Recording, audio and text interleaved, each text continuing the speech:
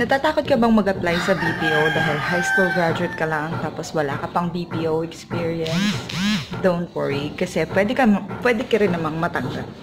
At yan yung pag-uusapan natin sa video na to for today. Ikukwento ko sa inyo yung experience ko nung nag-apply pa lang ako sa BPO at saka kung susubukan kong alalahanin kung ano yung mga isinagot ko nung interview. Okay? So, kapag nag-a-apply kasi ako, doon nakapag-college ako, hindi ko naman inilalagay doon na nakapag-college ako. Ang inilalagay ko lang sa resume ko is high school graduate ako. Tapos, wala akong BPO experience. Kaya, ang nakalagay doon is yung mga working experience ko sa electronics, sa factory, at saka sa mall. Kasi nagtrabaho din ako sa SM Department Store. So, kapag mag-a-apply ka sa BPO, syempre, dun sa unang question pa lang, sa interview, ang unang-unang tanong kasi dun is, tell me something about yourself. So, can you tell me something about yourself? So, dun pa lang sa question na yon, dapat magpabibo ka na. Because that question can make or break your interview. Pwedeng magdire-diretso yung nag-i-interview, sa pag-i-interview sa'yo, pwedeng maging interesado siya lalo sa'yo.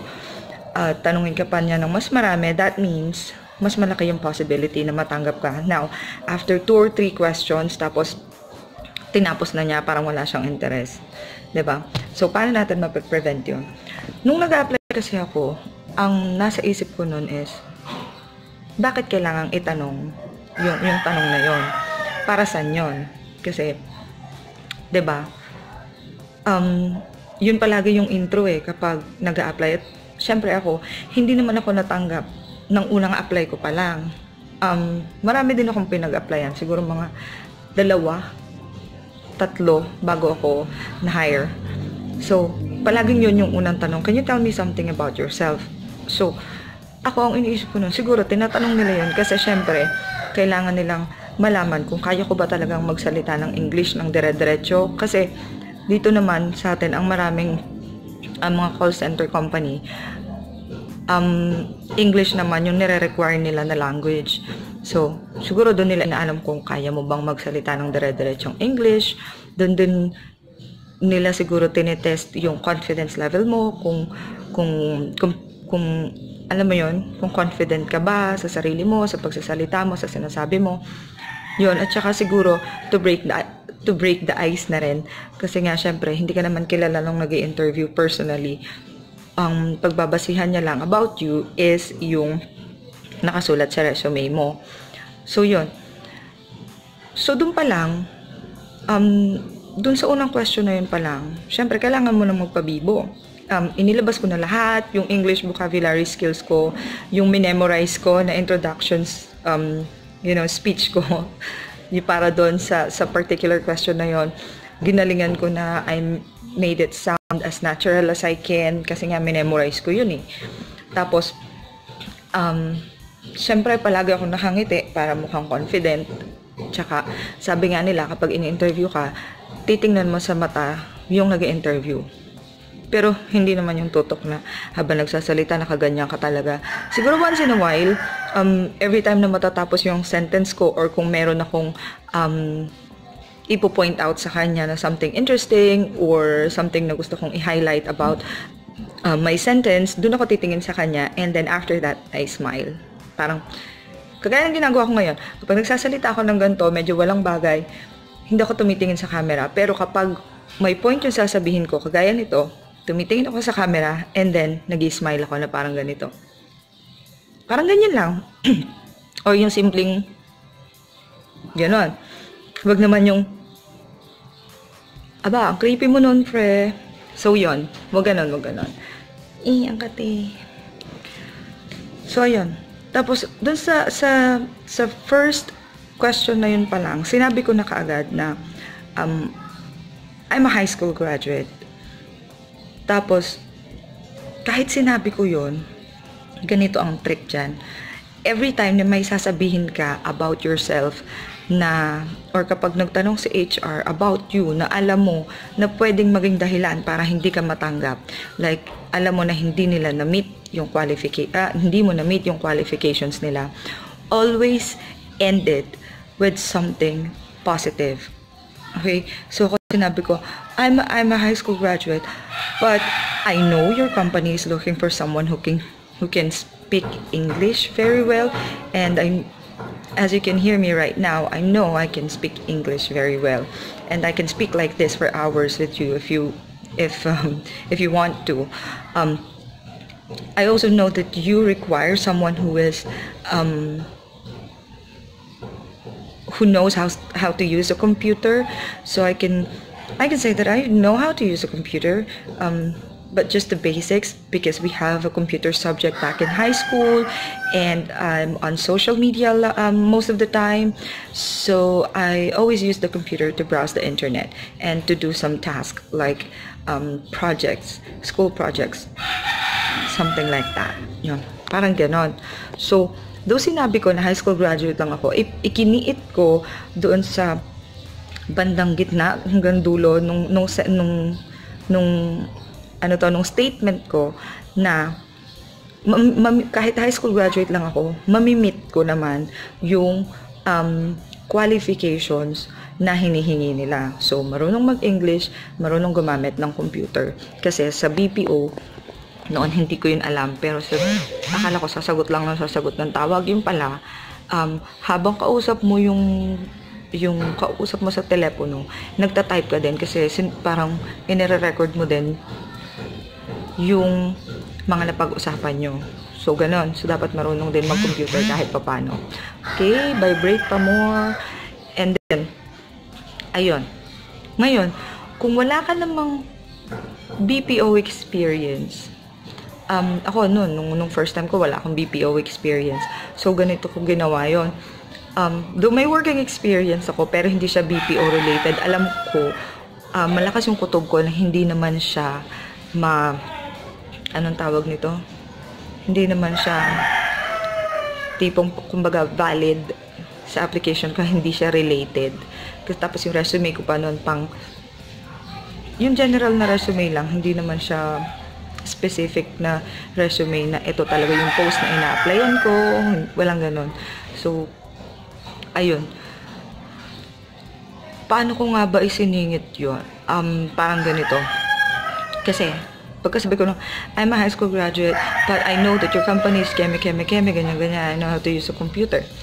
Ayan, tapos, follow up na si nag-i-interview, sabi niya, do you have any BPO experience? Sabi ko, I don't have any BPO experience yet, but, diba, may but ka daw pagtapos.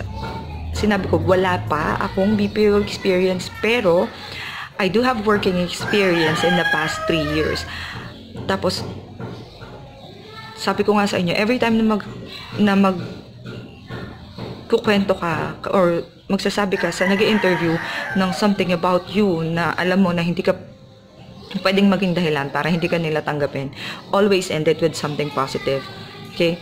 So, sabi ko, I don't have any BPO experience yet, but I have worked with several companies in the past 3 years. I've worked with this electronics companies for 5 months without any attendance issue. Same goes with the next company I've worked with. And I also worked at SM department store in the shoes department, where I'm basically the one looking after the shoes that we're selling. And I've learned a lot about customer service in that company. O, diba? So, yun. Ano yung mga sinabi ko na pwedeng hindi nila ako tanggapin, at ano naman doon sa part na yun, yung feeling ko is naging dahilan para matanggap i-hire nila ako. So, feeling ko, yung working experience ko sa electronics, hindi siya makakatulong at all doon sa application ko, kasi alam mo sa electronics, parang physical doon yung trabaho. Hindi naman masyadong kailangan magdadaldal ka doon ng English or keme-keme, ganyan. So, sinabi ko doon na nagtrabaho ka sa electronics, pero wala akong naging attendance issue. Diba? So, kailangan nila ng mga ganung tao. Alam ko, kailangan nila ng mga ganung tao. Yung tipong, kahit bumabagyo, kahit naghihingalo ka, napapasok ka. So, yun pa lang. Yun yung good point. So, ang bad point ko is wala akong BPO experience. Sa electronics ako nagtrabaho, which is not BPO related or call center related. But, ang good point is, sinabi ko na wala akong naging attendance issue. Okay, doon naman sa pagtatrabaho ko sa SM Department Store, it's not BPO related, so that's the bad point. But the good point is, it's customer service related. So, isiningit ko yun. I also work at the mall, I'm doing this, I'm doing that, and I've learned a lot about customer service in that working experience. So, ganon. You always end your statement with a positive thought or with a positive statement. Okay, do not end it like I work at in an electronics company for this long. My main role is to do this, to do that, and then I work at the mall, ganyan, and that's it. Okay, never do that on an interview.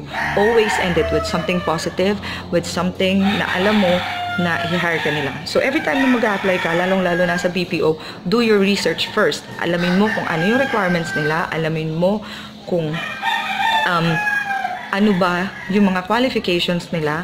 So, if ever na hindi mo ma-meet yung qualifications nila, at least alam mo na may pangbala ka. Kagaya nung ginawa ko. High school graduate lang ako, pero iginiit ko na kaya ko magsalita ng English at gumamit ng computer kasi yun yung nire-require nila. I don't have any BPO experience, pero iginiit ko na nakatapos ako doon sa mga working experience ko doon sa mga previous working experience ko nang wala akong attendance issue at meron akong alam about the customer service job. Okay, ngayon, kung hindi ka naman nakapagtrabaho sa mall, so, kasi para sa akin, malaking point ko yung nakapagtrabaho ka sa SM kasi yung ina-applyan ko noon sa Teletech yon is customer service. At nag-research na ako about customer service bago ako pumunta doon kasi alam ko yun yung job description na applyan ko. Ngayon, inalala ko lang mabuti kung ano yung mga natutunan ko sa SM about customer service. Mabuti naman kasi doon sa SM talagang ng orientation, ng training, yun yung talaga yung inaaral namin, how you deal with customers like every day na nandun ka sa mall. So yun. Ngayon, kung wala kang working experience sa mall, sa department store, kung wala kang ganon, eto naman yung pwede man sabihin. I don't have any customer service related official job, but we do have a sari-sari store at home where I deal with customers every day because I used to be the salesperson in our sari-sari store. Di ba? Simpleng sari-sari store, pwede, di ba? Yung mga bumibili sa'yo sa sari-sari store nyo is a customer. You call that a customer. Hindi lang natin siguro masyadong pinapansin kasi nga it's not something naman na after a few months bibigyan ka ng COE ng nanay mo, hindi naman ganon. So kung wala kang maipipresent na COE na nakapagtrabaho ka ng something about customer service, ibida mo na lang dun sa nag-i-interview yung kung meron kayong tindahan sa bahay, kung paano mo hinahandle yung mga bumibili sa tindahan nyo. Yung parang ganyan. We do have a sari-sari store at home, so I am basically dealing with customers every day. So yun, pwede mo yun sabihin. Or kung wala naman kayong sari-sari store, sabihin mo na lang na nagbibenta ka ng Avon. Ayan, pwede rin yan. Ano bang tawag dun sa mga ganon? Networking? Is that networking? Ayun, parang ganon. Hindi ko alam talaga yung term na ginagamit nila para sa mga ganun. Pero pwede mo yung isingit. I'm doing business at home. I'm selling Avon products, Chemi products, where I deal with customers. Like, I answer all their questions about the product that I'm selling. So that means you really have to be knowledgeable about the product that you're selling. And as a customer service representative, I basically know how important it is to know what your product is. And I know your company is conducting training for new hires about what you do, what your product is, and ganyan. Tapos, if wala, kung hindi pa rin ganun, yung online selling, di ba? Sa Facebook, kung nagbibenta-benta ka ng mga kung ano-ano, pwede mo rin yung isingit. I'm selling products online. My shop is called Keme. Yan. My shop is called The Keme Shop on Facebook. And every time that my customer, and I'm working and talking with customers every single day because they always have a question about the product that I'm selling. And yeah, dealing with customer for me, I think is fun because I can explain to them what my product is. You know, I can answer all their questions about it. And if they have complaint, I also deal with that. So pwede mo yung sabihin talaga. Kasi yun lang yung chance na masasabi mo yun. Pag tinanong ka, do you have any working experience? I don't have any BPO experience, but I know that what I'm applying for in this company is a customer service post. So even though I don't have any working experience in a BPO, I do have customer service experience. I experience that a lot every day because we have a sari-sari store at home, or because I'm selling products online where I deal with customers every day and they answer their questions about this thing that I'm selling, and if they have complaint, I also deal with that. Diba? Yun. So, wala kang BPO experience, pero may customer service experience ka at mapapatunayan mo yun sa kanila. Yun na yun. Meron kang bad point kasi nga wala kang BPO experience, pero ang good point is meron kang customer service related na experience. Though, hindi ka makakapag-provide ng COE for that, bahala na sa HRASS kung tatanggapin ka niya or not. And throughout the interview, dapat English dire-diretso. Avoid mo yung stuttering, yung yung ganyan.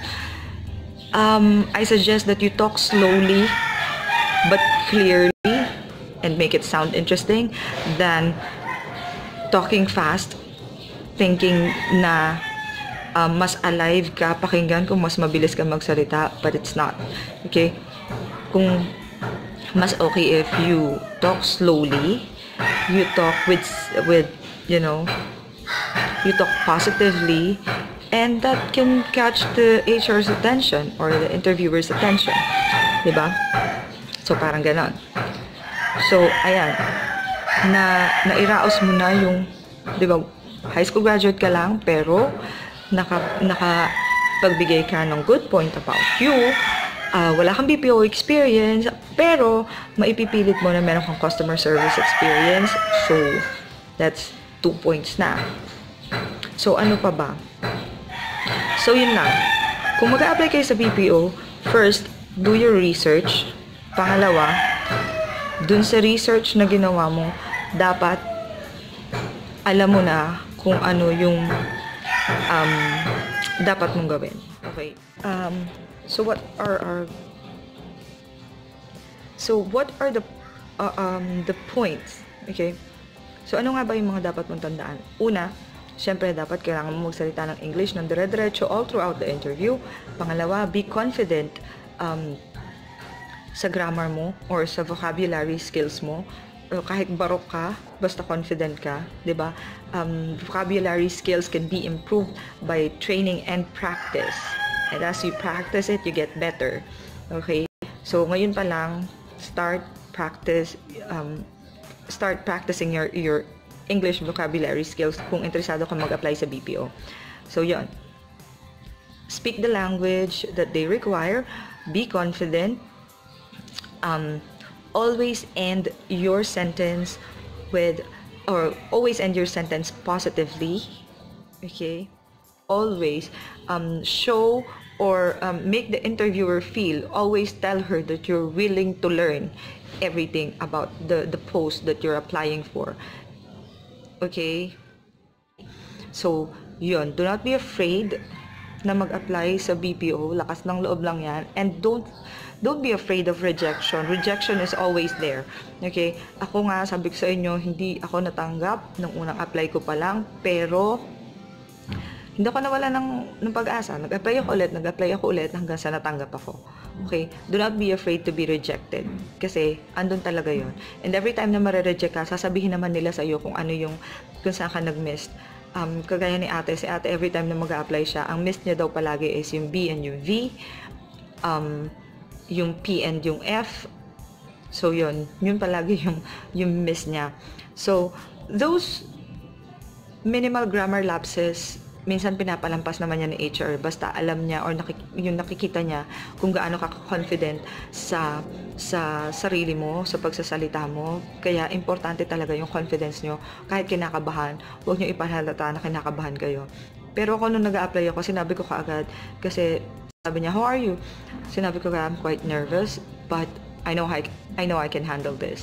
O diba? Pati yung mga ganun. Mga simpleng tanong na gano'n, kinakabahan ako pero alam ko kaya ko to.